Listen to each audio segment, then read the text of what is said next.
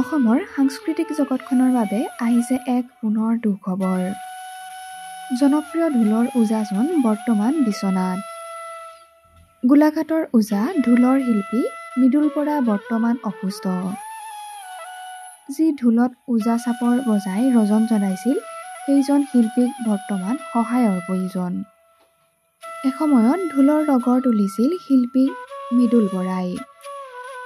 কম বয়সতে ৰোগাক্ৰান্ত হৈ শয্যাশায়ী হৈছে ঢোলৰ ওজা মৃদুল বৰা। যি দুখন হাতেৰে ঢোলত ওজা চাপৰ বাই ৰজন জনাইছিল, সেই দুখন হাতেৰেই আজি চৰকাৰক বিচাৰিছে সহায়। চিকিৎসাৰ অভাৱত অতি কষ্টৰে জীৱন কটাইছে শিল্পীজনে।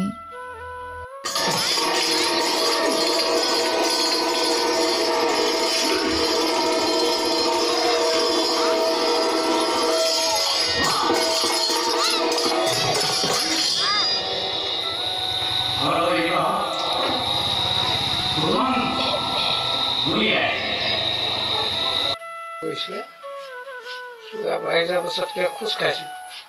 খোজ কঢ়াৰ পিছত মই এইটো চিকিৎসা কৰিছিলোঁ। কৰাৰ পাছতো পাছত কৰিব নোৱাৰা হ'লো। ঘৰতে পৰি আছোঁ।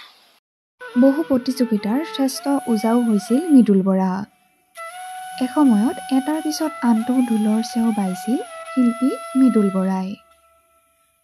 আমাৰ চেনেলৰ তৰফৰ পৰা শিল্পী মৃদুল বৰাৰ আশু আৰোগ্য কামনা কৰিছোঁ।